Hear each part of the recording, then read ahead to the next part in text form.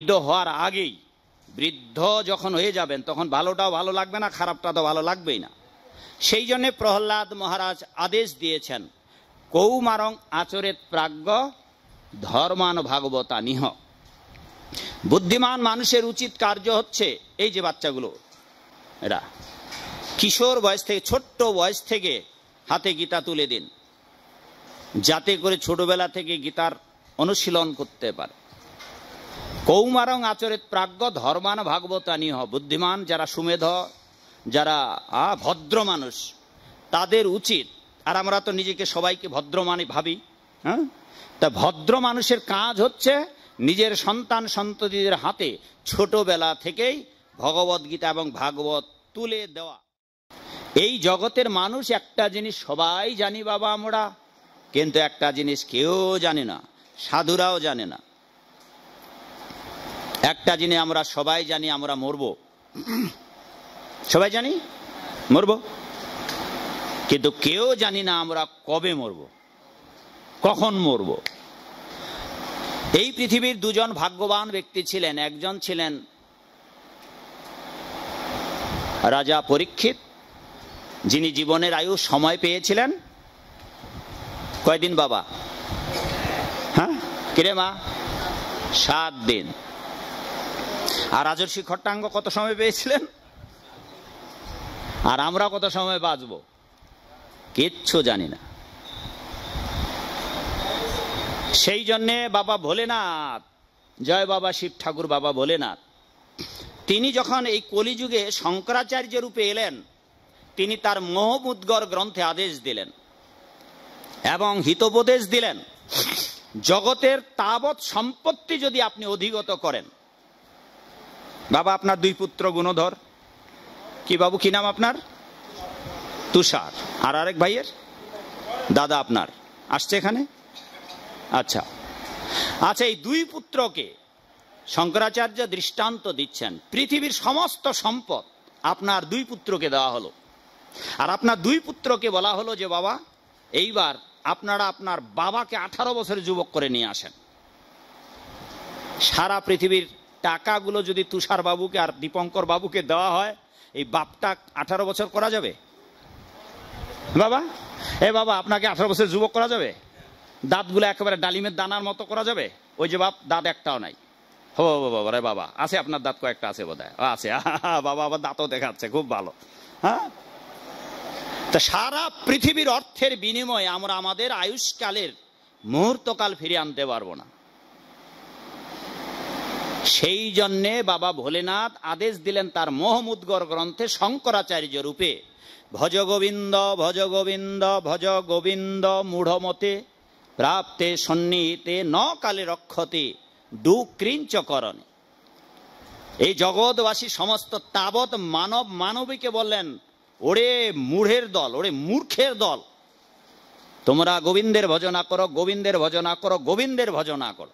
3 বার বললেন, ভজ গোবিন্দ ভজ গোবিন্দ ভজ গোবিন্দ মূঢ়মতে। ওরে মূঢ়মতি দুরজন মূর্খেরা, তোমরা গোবিন্দের ভজনা করো, গোবিন্দের ভজনা করো, গোবিন্দের ভজনা করো।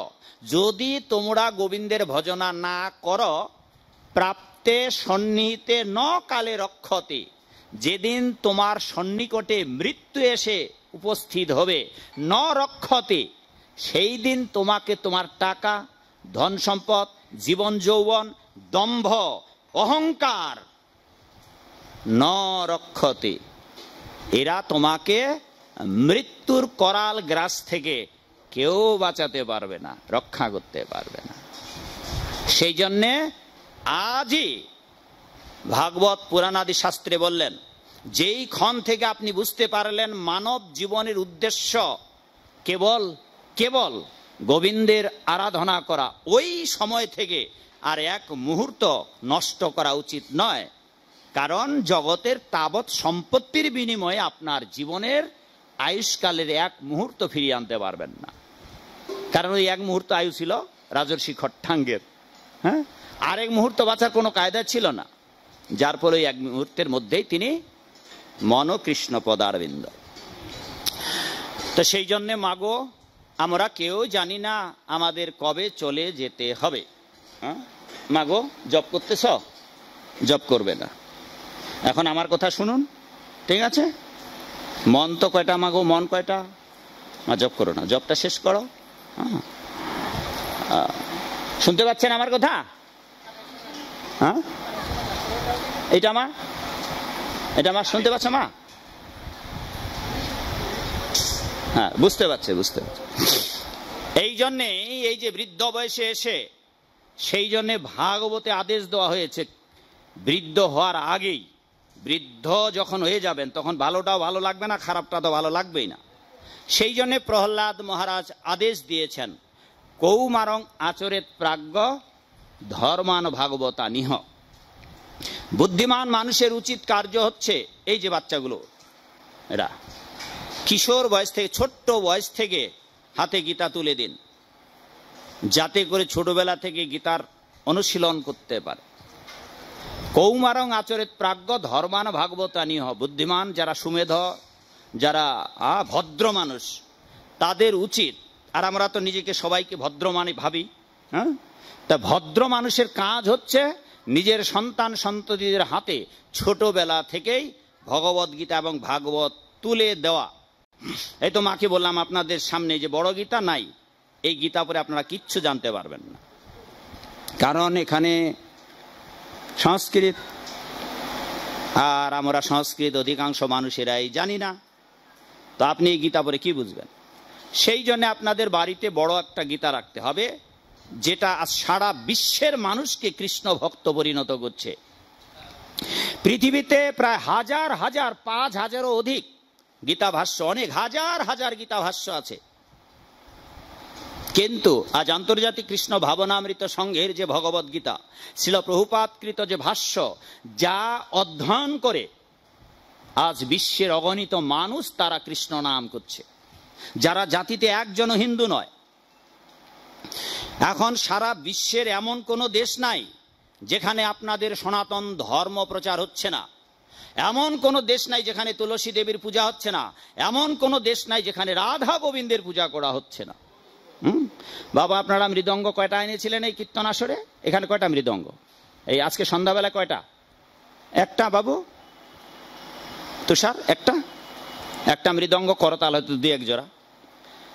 একটা দুইটা নয় মাগো, 100-200 নয়, হাজার হাজার মৃদঙ্গ করতাল বাজিয়ে বিশ্বের বড় বড় শহরগুলোতে জন্মাষ্টমীতে, রথযাত্রায় হাজার হাজার মৃদঙ্গ করতাল বাজিয়ে হাজার হাজার কৃষ্ণ ভক্ত ডঙ্কা নিশান উড়িয়ে হা কৃষ্ণ, হা শচীনন্দন গৌর হরি বলে তাদের তাদের দেশে পদযাত্রায় হরিনাম সংকীর্তন করা হচ্ছে।